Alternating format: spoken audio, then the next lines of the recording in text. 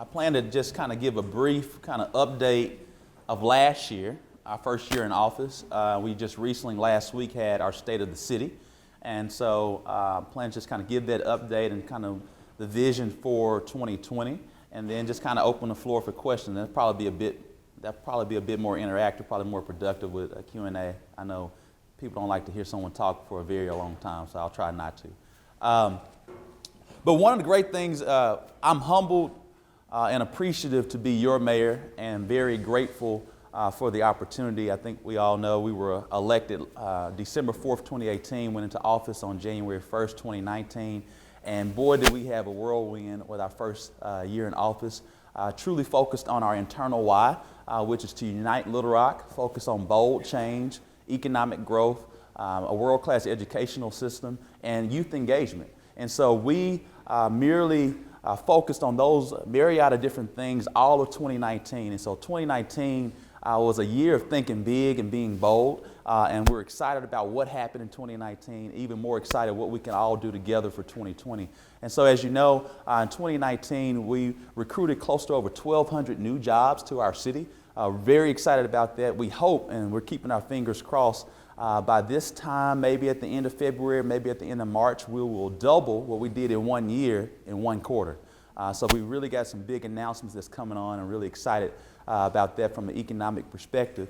We focused a lot on public safety, both from a law enforcement standpoint as well as a community standpoint, understanding that we needed to change our ways as it relates to community policing, and really focusing on 21st century policing of this era. And so what did that look like? It looked like having more of our police officers on the street, outside of the vehicles, really communicating with our community. It also meant that we had to do something that had never been done before in the state of Arkansas, is having Arkansas's first citizen review police board, and something we're starting to see across the nation as it relates to having a voice from the community at the table, but also working with the law enforcement to build relationships, but also when certain things happen, whether it's police misconduct, police corruption, or officer-involved shooting, that when certain things happen, the community is able to have a voice in a very productive way, having an auditing process to really give feedback to the law enforcement community on how we can ensure certain things don't happen again, and have proper protocol and policy from that perspective. I think we also understand that in 2018, before our election, our police department had some issues from a no-knock warrant policy perspective, where we really were seen in a bad light nationally. And so when we came into office, working with the existing LRPD leadership to really find a new way of how we would issue no-knock warrants. And so that really was being very receptive to the community concerns, as well as federal issues that we had with that process at that point in time. And so what we were able to do is really do a complete 180 as it related to police affairs with the Citizens Police Review Board, making sure that we had a new no-knock warrant policy, engaging more in community relations from a police standpoint, but also finding and identifying funding to finally have. Makes no sense that the state capital city, our police officers did not have body-worn cameras. And so we were able to work with our federal officials to get those dollars. And so I'm happy to announce that on June of 2019, we'll be deploying those body-worn cameras for all of our police officers, which helps with what we call our accountability plan, which is to act, which is to be accountable, to be clear, and to be transparent. And so really focused a lot on public safety, and want to continue to do that as we move forward to ensure that we have a safe city, because if you have a safe city, you will have an economically prosperous city. And we're very keen to that. But also when we're working to have a safe city, we have to have a safe city that understands that our LRPD are meant to protect and serve, but also to understand the community that it is protecting and serving at the same time, and working with the community. Moving from that, I think we all understood on the campaign trail, we talked about how the city of Little Rock had to become more engaged with our Little Rock School District, more public involvement. We had never really engaged in that process, understanding that it was two separate systems from a governance standpoint. And so when we were able to focus on that and really offer a plan and a pathway to get towards local control. We don't have local control just yet, but the pathway is there, and we're happy that we were able to get involved in that process to advocate for true and absolute local control. Again, it's not there yet, but something that we've been advocating from a City of Little Rock perspective. But we wanted to go a step further. We really wanted to put our money where our mouth was, and understanding that some of our most challenged schools in the Little Rock School District needed some additional help. And so we as the city wanted to step in and fund what we call now a community school model that's focused on targeted wraparound services for our most challenged schools in the Little Rock School District, because we understand many times it's not our educators, it's what's happening outside of the classroom. And so if we can help with things that are happening outside of the classroom, when they get to the classroom, they'll be able to achieve higher. And so we are focusing on that. In addition to that, we were able to then, as I would love to share, appoint a chief education officer by the name of Dr. Jay Barth, who's really leading those efforts from that standpoint. So in that whole 2019, again, focused a lot on public safety, focused a lot on economic development, public education, but again, thinking new, really focused on how do we move forward as a city to truly unite the city, moving us from being disconnected to connected, and really focusing on growth. And so we did a lot of that this past year. We were really excited about it.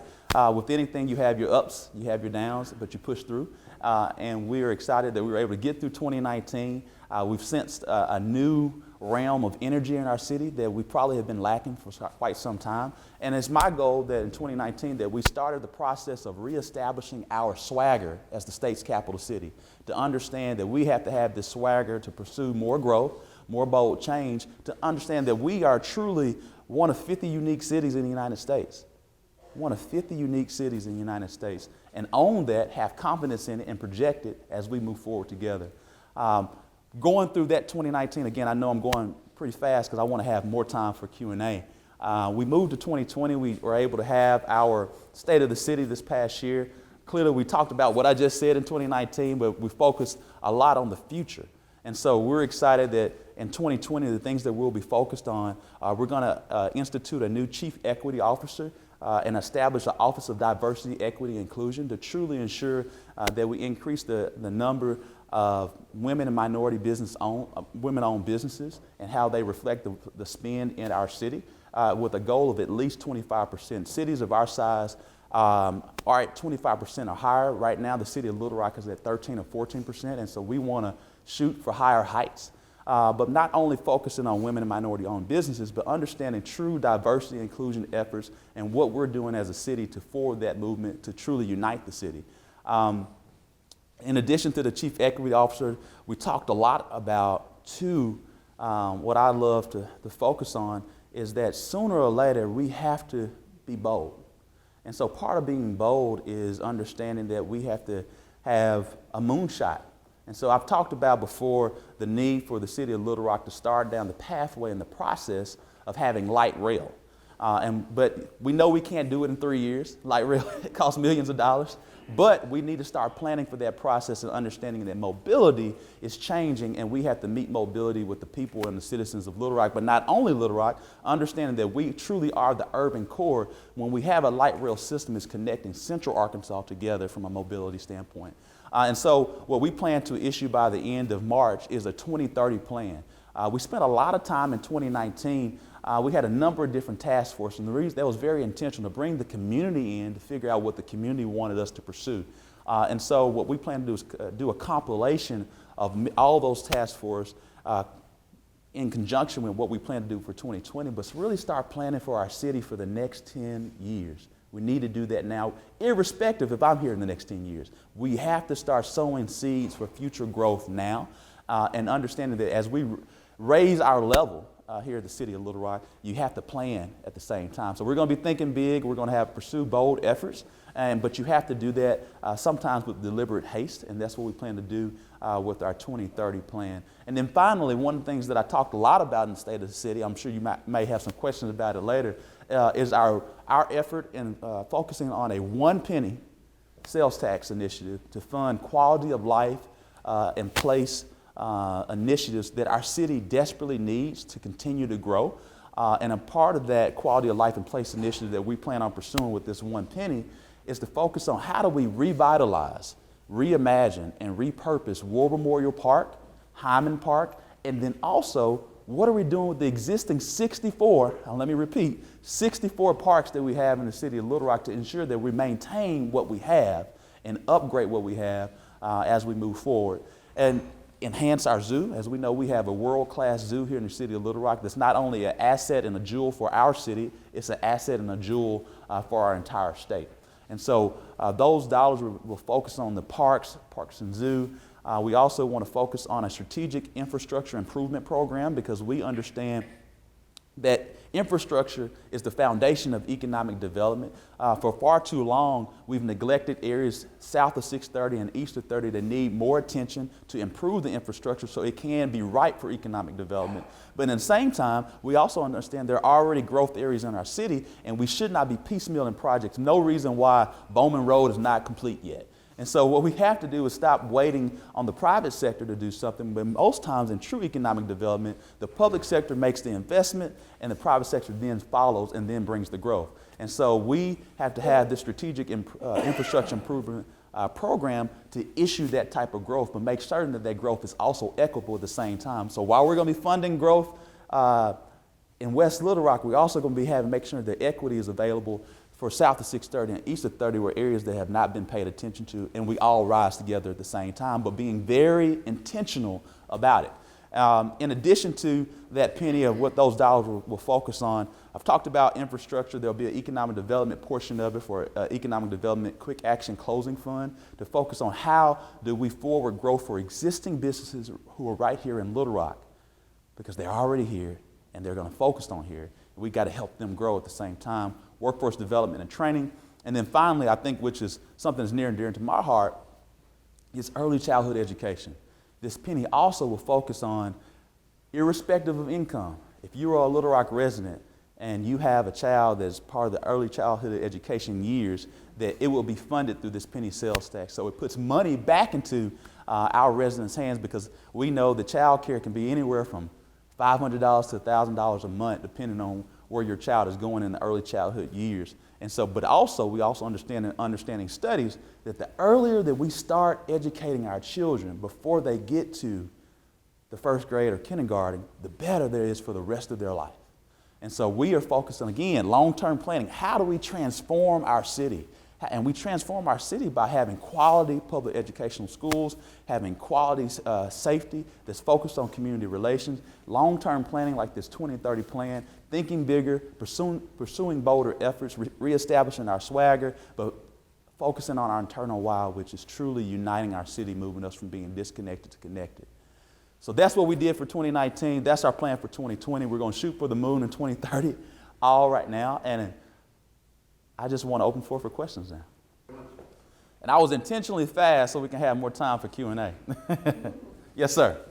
Mayor, how much revenue would that 1 cent sales tax generate? $50 million. The question was how much revenue would the 1 penny sales tax effort that we are working to pursue, is not in action right now, is $50 million per year.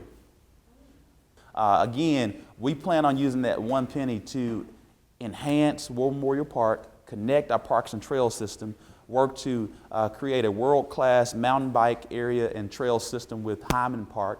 Also, we plan to have increased soccer fields at Regiment Park, tennis courts at Regiment Park, a senior center on this side of the river and not Patrick Henry Hayes Center in North Little Rock. I think you may like that. But having a senior center this side of the river at the center of University Park.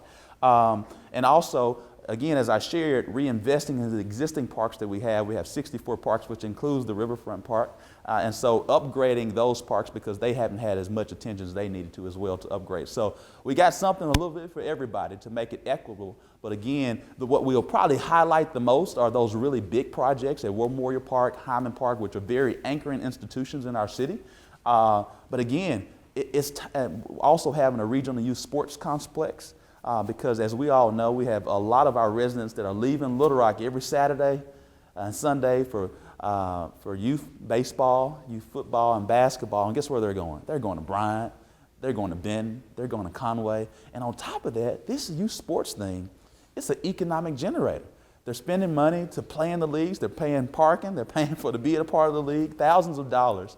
And so we need to have those dollars come back to our city, and not our residents shouldn't have to go drive 20 and 30 miles to enjoy that type of what? Quality of life. And so we are really focused on that. Ms. Brooke? You mentioned connecting the parks. Connecting the Southwest Trail through War Memorial and Hyman Park. We'll be connecting those trail systems. And in the existing trails that we have in our existing parks, we'll have dollars to upgrade those as well. Well, again, I would say that's more a part of we do have a bicycle-friendly commission. We do have a bicycle-friendly plan that's currently being operated, and I can't give you the exact title right now, so it's definitely an effort that we are a part of. But even with understanding that, we know we have to do more. And so we plan to include that in our 2030 plan, just like we talk about light rail, but we need to understand that mobility is changing. Everyone's not going to be driving a car, and the more work that we do to build quality of life in place, and particularly me being a millennial, we're choosing where we want to live first. Then we go find our career, and in most time, it really does. Your career is literally your laptop. Particularly as we have more tech and innovation jobs, your job could be a Starbucks. And so if your job's at a Starbucks, and when I say at a Starbucks, meaning you open up your laptop at a Starbucks, and that is your career. And so many times people don't want to travel far. And so we have to have more walkways, more walkability, and more cyclists as well. So I totally agree with you. A penny sales tax, let's just say you take a 10-year snapshot, it's $50 million for 1 year, so we're talking about $500 million. We're talking about really investing in our city. Our city has not invested in itself for quite some time. And I'm a big proponent for regionalism, but at the end of the day, we are the urban core of the region, and the region's coming into our city, but the region isn't paying for our city. We are.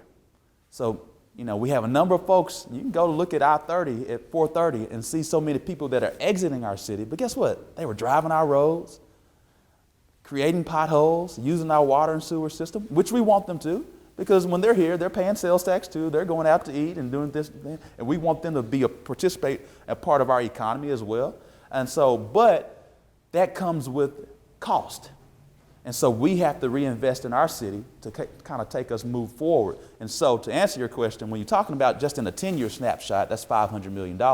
That money is going to be divided between operating and capital. And so it's clearly going to take millions of dollars to help War Memorial become our own Central Park, like in New York City, or Piedmont Park in Atlanta. And so when we're talking about putting a youth sports complex, we're talking about 90 acres at War Memorial Park. We're talking about 150 acres at Hyman Park. We're connecting trails, putting a regional youth sports complex, soccer fields, open line entertainment. All that's just War Memorial. Because guess what? Everyone's already coming anyway. And so our goal is to get people to come, buy some lunch, get tired, buy some dinner, stay all night. And that's more sales tax dollars for us. And again, they're reinvesting. With Hyman Park, we're going to focus more on this new phenomenon. I didn't know about it until the last year, disc golf. It's a new phenomenon, a new wave of things, and so we see Hyman Park being more of a championship disc golf location, mountain biking, trails, from that standpoint. And so that could be upwards. It could be anywhere from 10 to 30 million when you really think about it. And that's kind of a range I can give you, but I won't give you a specific right now because we're still working on those dollars. And again, the senior center of a Patrick Henry Hayes caliber is anywhere between 5 to 10 million. So when you're looking at that, and we're talking again 64 parks that we have in our city right now, and we got to understand too, our city's pretty large. Even though we're a mid to large sized city, geographically our city is 124 square miles. San Francisco's 12 square miles. So we're pretty massive from a geographic standpoint. From an economic development standpoint, for the Quick Action Clothing Fund, it could be anywhere between $10 to $20 million. We also want to focus on having Little Rock's first super site at the port. We want to also give some more dollars for the port to continue to expand. If you see how many jobs the port has brought over the last 4 or 5 years, I think close to 10,000 new jobs that they brought over the last 4 or 5 years. So we want to continue to invest there. And then public education, what I can share with you from a pre-K3, pre-K4 standpoint, let's just say if all 3-year-olds, so generally statistically we have 4,000 kids that's going to turn 3 or 4 in the city of Little Rock. So give you some math there. To just do pre-K3, so we say every 3-year-old will have the opportunity to go to pre-K free of charge, irrespective of your income. To just the per pupil funding for pre-K is $6,840. So you can do some easy math, $6,840 times 4,000 students, we kind of get there. But when you have a penny sales tax of 50 million, we give you a 10-year snapshot of $500 million. If we invest in ourselves, we can really do a lot of work. And again, that's money back in parents' pockets. We got young adults that are making some tough decisions because of early childhood education, especially young adults with student loans. I mean, and again, we have to ensure that so many of our children, when they get to kindergarten, they're behind. And so our educators are spending so much time just getting them where they should have already been. And so this is our effort for our city to truly get involved in our economy, because education is tied to economic revitalization. And it's the long-term future. And most importantly, our youth are our most precious assets, because that's our future. With that being said, I just want to thank everyone. Thank you for the opportunity to ask questions. I love having the opportunity to engage and have a little fun. You still thinking about coming?